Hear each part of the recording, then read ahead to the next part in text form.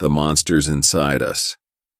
Everyone thinks I'm crazy, and they don't even know about the voices inside my head.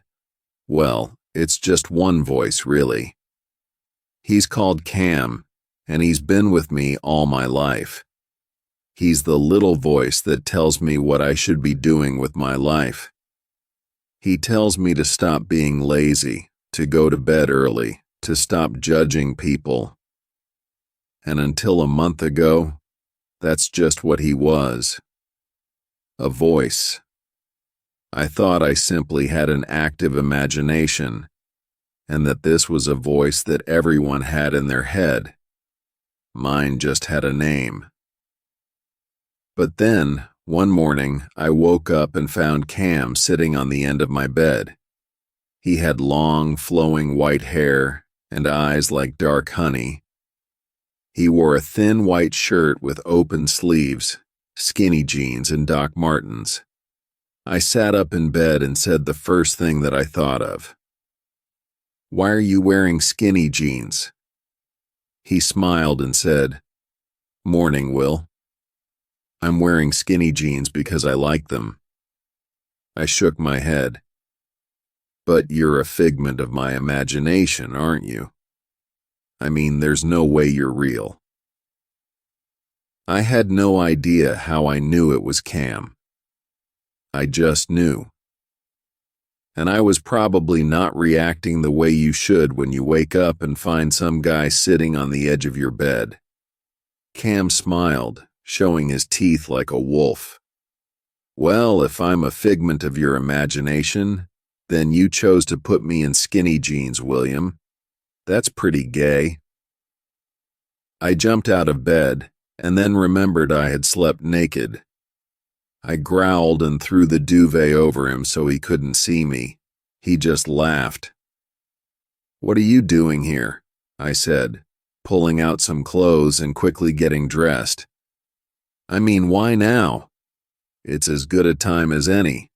"Stop looking," I said. He was sticking his head out from under the duvet. "Why do you care if I see? I'm just a figment of your imagination." "Yeah, but that means I'm crazy, or you really are some weird monster that's been living inside my head." "Monster is such a rude word. You can think of me as more of an angel." "Ha," I said, pulling on a shirt. "Angel? What, like a guardian angel? I don't need protecting, thanks. Now, if you'll excuse me, I've got to go take a shower."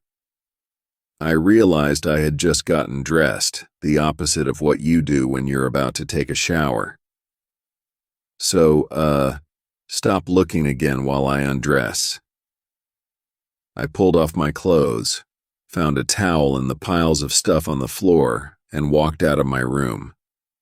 And Cam followed me. He walked behind me, like he really was trying to protect me. As I walked down the corridor to the shared bathroom, Vance came out of the door in front of me. I put my head down and tried to walk past before he saw me, but it was hopeless. "Morning, gay boy," said Vance. He slapped my arse as I passed and laughed like a bull. Cam just stared at him like he wanted to pull out his ribs and use them as drumsticks, but he did nothing. When we were in the bathroom, Cam waited outside the shower door like a dog, but I didn't have the energy to complain anymore. At the very least, he didn't come inside and try to rub soap on me. "So if you're just gonna stand there silently while Vance makes fun of me, why are you here?" I said quietly. I didn't expect him to hear over the water, but he replied, "I'm here to protect you from the real monsters, William."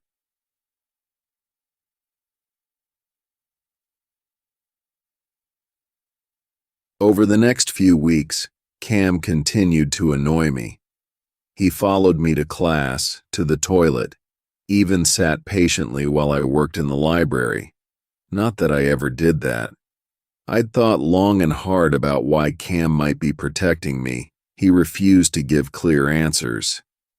In the end, I came to the sad conclusion that he was protecting me from myself. I was one of the worst students in my class. I arrived late, fell asleep during lectures, forgot to hand in work, and pretty much never studied until the last minute. It wasn't like I was going out and partying, though. I came back to my messy room after class, slept for a while, and then played games on my phone for the rest of the day. Sometimes I read a book for an hour, and then I felt so proud of myself that I didn't do it again for a week.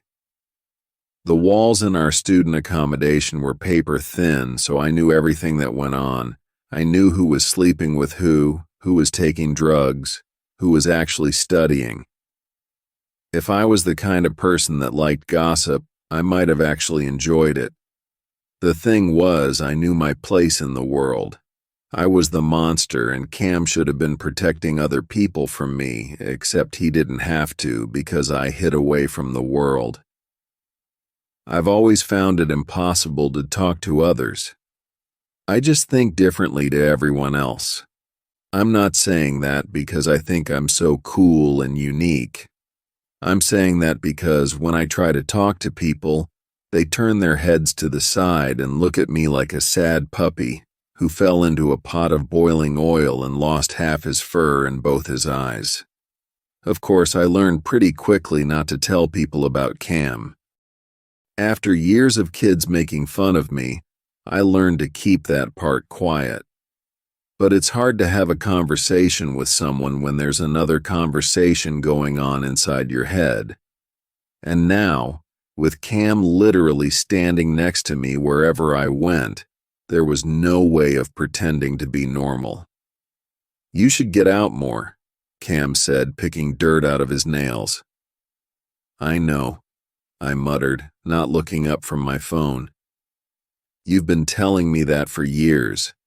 It's a bit hard when you have a guardian angel rubbing your back and whispering into your ear."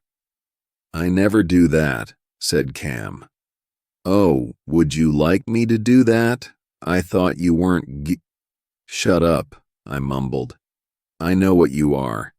You're just the conversation I have with myself in my head. That's what you've always been. When you tell me I sound gay, it's because I've been worrying about the same thing for 5 years now. I get it. You're my internal voice. But now that you have a body, I get to tell you to shut up, right?"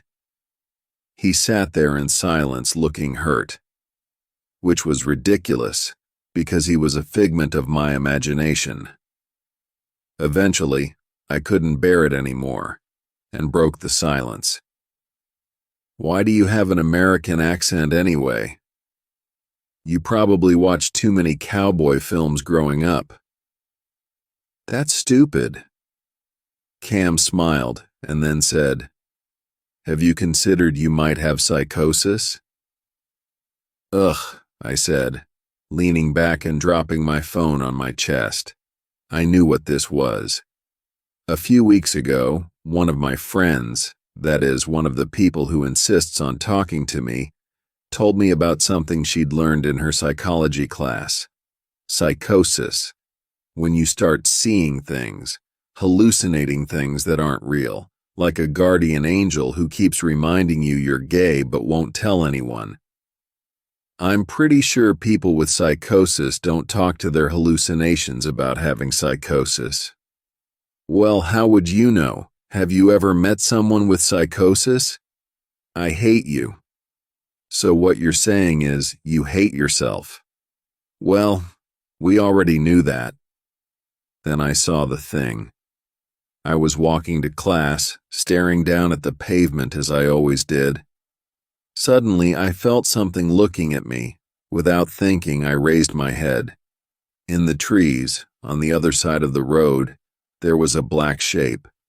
It was large, at least a foot taller than me, but I couldn't make out what it was. All I knew was it filled me with a sense of complete dread. When I looked at the thing, I saw death. I stood there, my heart as cold as ice, and the thing looked back at me. And then, in the blink of an eye, it disappeared. What was that? I whispered. Cam was standing in front of me, his arms spread out to protect me. I hadn't even noticed. "It's what I'm here for," said Cam. Cam didn't want me to go to the doctor. I'd been seeing the thing every day, on the way to class, in the reflections of mirrors, sometimes even through my window at night. I couldn't handle the feeling that creature left me with, that endless dread. I lost sleep. I became even more exhausted than I usually was. I couldn't even look people in the eye, and when someone asked me a question, it felt like my brain had turned into mud. One day, after class, my professor pulled me aside and had a word with me. "I don't know if it's my place to say this, but I think you need help, William." What was his name? Dr. Hammings? I know, I said. "Don't be so rude," said Cam. I ignored him. "I should go to student counseling, right?" I said. "I already tried that." Student counseling. It was free, and you only have to wait 4 to 6 weeks to get it. And what did it involve? Well, for the most part, it was just a well-dressed woman giving me the sad puppy look through her expensive glasses and telling me to try and establish routines. Of course, I didn't tell her about Cam. Nothing good ever came out of that. "I don't mean student counseling," said my professor. "Go to the doctor. Tell them what's been happening to you." A horrible cold passed through my stomach, like how it feels when you walk into the bathroom in the morning with bare feet and the cold floor shocks you.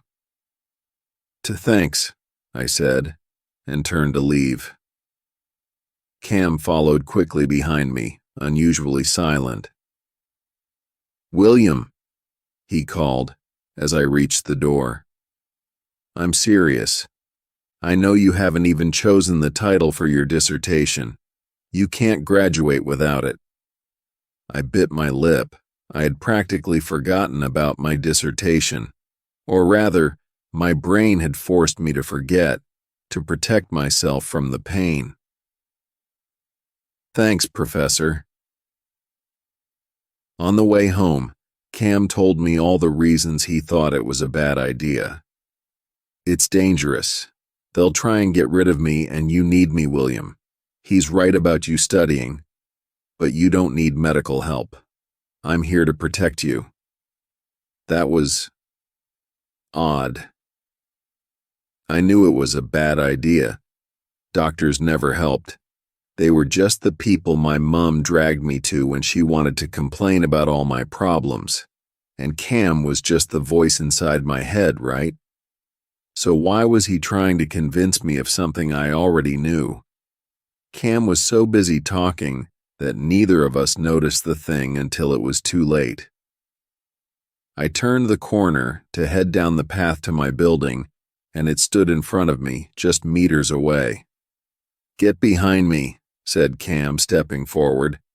He raised his hand in the air and a gun appeared out of nowhere. Not just any gun, but an old-fashioned one, like from a cowboy movie. And suddenly, he was wearing a cowboy hat. "This is crazy," I said. But I stepped back. Cam held the gun at the thing. The monster just stood there, breathing in and out, but not moving. Even this close, I couldn't make out what it was. It looked like a child had drawn all over a piece of paper with a pen and then thrown it away.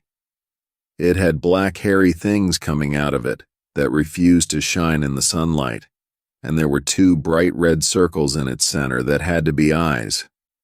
"Shoot it," I whispered at Cam. But he didn't. He stood there, gun held up, and waited. And then the thing ran away, disappearing into the bushes. Cam sighed and put the gun away. My head felt like it was going to explode. I turned around and walked back along the path. "Where are you going?" he called, running after me. "To the doctor." I had to kill these monsters, whatever it took. In the end, getting medication was surprisingly easy. Whenever my mother had taken me to the doctor before, things had been different. Painful. I barely remembered what had happened, but I knew the doctors hadn't treated me seriously.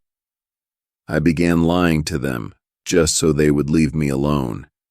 But this time, it was just me and the doctor. I poured everything out like a jug that had slowly been filling up, drop by drop, for 18 years, and someone had finally pushed it over. They gave me an appointment with a specialist a few days later. They thought I was a danger to myself, which made the process quicker. And after I poured my story out, the specialist nodded and said that they would put me on a care plan that involved appointments and conversations. Just like counseling, but more importantly, it involved medication, antipsychotics. I didn't care about the other parts. They would just try and shape me into a normal person, like the student counseling. But all I needed was to kill the monsters that followed me through my life. Besides, if the thing and Cam were gone, I would be normal, wouldn't I? Cam stayed quiet during the whole thing. He walked around the doctor's office, looked at the objects on the shelves like they were disgusting. He let me talk to them in peace, but as soon as I left, he spoke. "You can't do this, William. Those drugs won't solve your problems." "Why not?" I said. "The only real problems I have are you and that thing." "But I'm not just a hallucination. I'm your guardian angel." "Then you should have nothing to worry about. The medication only kills hallucinations." "It's not that simple." I tripped on the pavement and fell against a tree. From the distance, I heard Vance laughing at me. I was near my accommodation. I ignored him. "You've never shouted at me before," I said quietly. "I'm sorry," said Cam, lowering his head. "But you can't take those pills. It's dangerous." "Being alive is dangerous," I said. "Now if you'll excuse me, I'm going to get a glass of water." Cam disappeared immediately. As soon as I'd swallowed the pill, he was gone. I almost felt sad. Almost. Over the next few weeks, I tried to go back to normal. Normal for me, anyway. I went to class, did as much work as I could before I got tired. That happened very quickly now. It felt like there was a weight attached to my back, slowly pushing me down throughout the day. By 5 p.m., all I wanted to do was lie down and stare at the ceiling. And sometimes it felt like my muscles were made of concrete and every movement hurt. But the hallucinations were gone. Just as I couldn't see Cam, I didn't see the thing either. I could walk to class without fear, and for a while I started imagining I might actually have a normal life. One unexpected thing that came from the medication was that I started having vivid dreams. I suppose that was because I was always so tired when I went to bed. I had a particular dream again and again. I was lying in bed in a hospital and I was just a child. There were bruises all over my body, but I couldn't remember where they had come from. On the table opposite the bed there was a pile of toys for kids, but one stood out to me. It was a toy dog, except it didn't look like a dog. It was black, and one of its arms had been pulled off, and there was fur coming off it in big pieces. It looked more like a spider than a dog. The light shone strangely on its eyes, and it filled me with a sense of dread. I tried to forget about the dream, but there was something strange about it. Nothing ever happened. I just lay in bed, felt my bruises, felt the dog's eyes on me. It seemed too simple and yet too detailed to just be a dream. Perhaps it was a memory. There were large parts of my childhood that I barely remembered. I chose not to remember them. I knew kids at school had been horrible to me, but I didn't think they'd ever hit me. Or had it been my mother? Whatever the case, there was probably a good reason I'd forgotten. I shook my head whenever I thought about the dream. This was normal, wasn't it? The medication was working. I was becoming normal again, or maybe for the first time. And normal people remembered things. So my mom had hit me once or twice and I'd forgotten. So what? Worse things had happened to me, probably. What worried me more was the dog. I couldn't explain why, but it felt familiar, like seeing someone from your childhood as an adult. One day, I was going to the doctor's office for my therapy session. I wondered if I should tell them about my dream, but I decided not to. They would look into it too much, and if they thought my mother had abused me, they would become all serious. I didn't need that. I was early. The place was mostly empty as it was a Monday morning. I didn't like sitting in the big, empty waiting room alone, so I went to the disabled bathroom and locked the door. Then I turned around and saw the toy dog from my dreams. Except it wasn't a toy dog. It was 10 times bigger, had blood-red eyes, and it was only a few feet away from me. It was the thing. I screamed and tried to unlock the door, but my hands wouldn't work properly. Ever so slowly, the thing moved towards me. I couldn't see its feet, but it moved like a zombie. Cam, I cried. Please, I need your help. I didn't care if all the people in the building thought I was crazy. If that thing touched me, I was dead. I'm sorry, Cam, I'm sorry. The thing came so close I felt its breath on my back, like warm air coming from a rubbish bin. Every hair on my body stood up, and I felt like I was going to be sick. Finally, I managed to undo the lock and the door fell open. I fell through and an arm caught me. I looked up, and Cam was staring down at me. The honey in his eyes had never looked so liquid. Get back, he grunted. He threw me behind him, pulled out his gun and shot at the thing.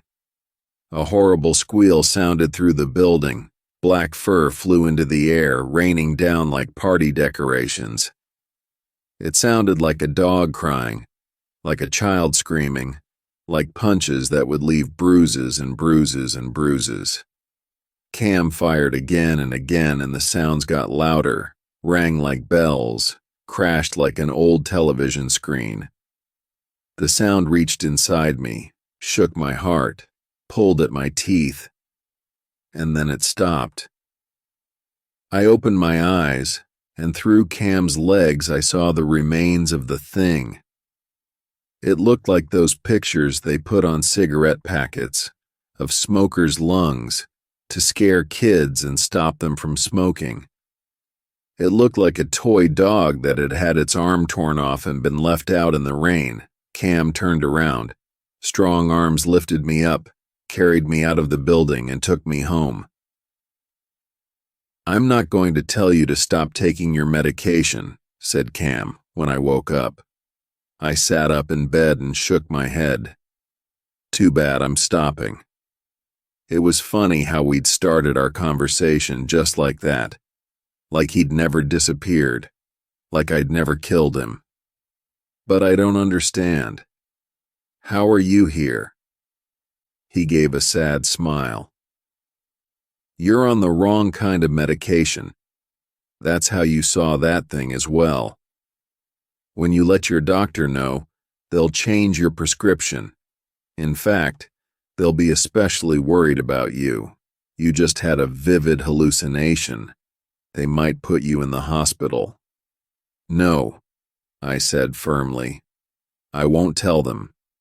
Cam stared at the floor and said nothing. Tell me what you really are. He sighed. I'm not going to lie and tell you that I'm a guardian angel. Really, that's just what your brain decided. I suppose your mother took you to church long enough for you to think of things like that. And I'm not going to lie and tell you that I come from another dimension, that you're a hero who has to fight those monsters and save the world. So no, I can't tell you the truth because you don't know it.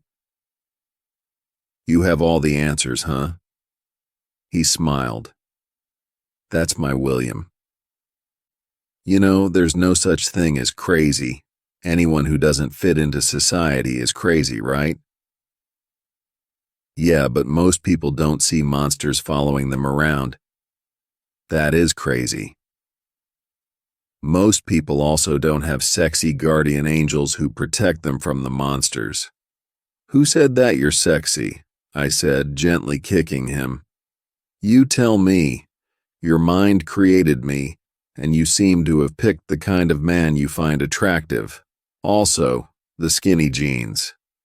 God, I hate you. I just survived a monster attack and you're making fun of me for being gay again. Cam laughed. Not making fun of you.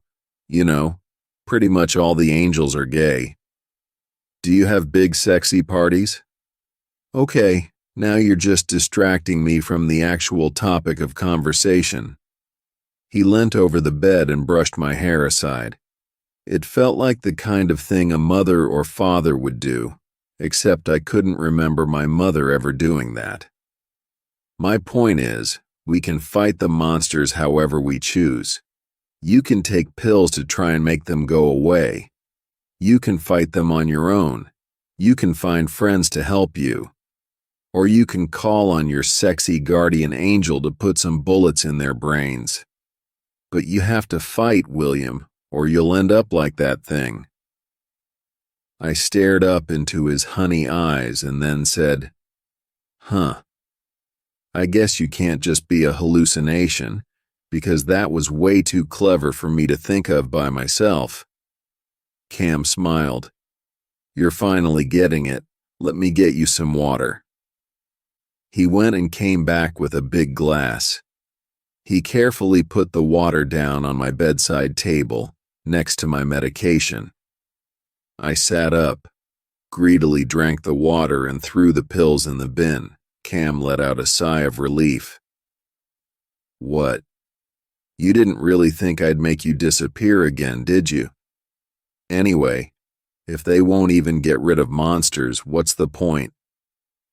I don't know what I thought. I yawned and climbed out of bed, pulling some clothes on. Where are you going? Said Cam, surprised. You're still weak. I shook my head. I've got some monsters to fight. Everyone thinks I'm crazy, and they don't even know about the voice inside my head. But on the other hand, nobody thinks I'm gay anymore. They know I'm gay. I knocked on Vance's door and told him that yes, I'm gay, and if he has a problem with it, then that's too bad. If ever he touched me again, I would go straight to the student office and report him. You wouldn't, he said, crossing his arms. I'll beat you up if you do. I smiled evilly, like a monster come to life. The difference between you and me, Vance, is that I have nothing to lose. I know you're cheating on your girlfriend, and that you take drugs in there with your idiot friends on a Friday night. I even know where you buy them. I will destroy you if necessary, and your punches will only make it easier. Bruises don't lie, Vance. I was on the floor by this point, which was good, because my courage was quickly running out. So yes, I'm gay. Get over it or be destroyed by it. The news quickly spread around our small university, but I ignored it. I had bigger problems. I emailed my mother and told her that I wasn't coming home over the holidays. I was going to pay extra and stay in my accommodation over the summer. I would have to get a job, but that was okay. I had Cam to help me, I also emailed my professors and gave them a title for my dissertation. It was made up quickly, and I had no idea what I was going to write about. But that was how most students did it, it seemed. I asked some of the other people in my class and found out that I wasn't even that far behind. Dealing with the doctors was a bit harder. They wouldn't trust me if I told them I'd just stopped taking the medication. So I pretended I was still on the drugs. I went to the appointments, said the right things, and finally they let me go. Funnily enough, they only seemed to care about me when I was sick. As soon as I started getting healthy, they lost interest, like a child who had gotten bored with their toy. They barely even said goodbye when I left, but Cam stayed, of course. He disappeared occasionally during the first few days off the drug. But eventually, he stayed. I knew there were other monsters out there, waiting. I could feel it in me. And maybe they weren't real. Maybe my guardian angel was just a strange part of my mind, protecting me from some painful memories. But as long as he fought for me, as long as he continued to kill the monsters, did it matter? Because without him, I couldn't fight. So yes, people think I'm crazy, but I know I'm not. And so does my guardian angel. The end.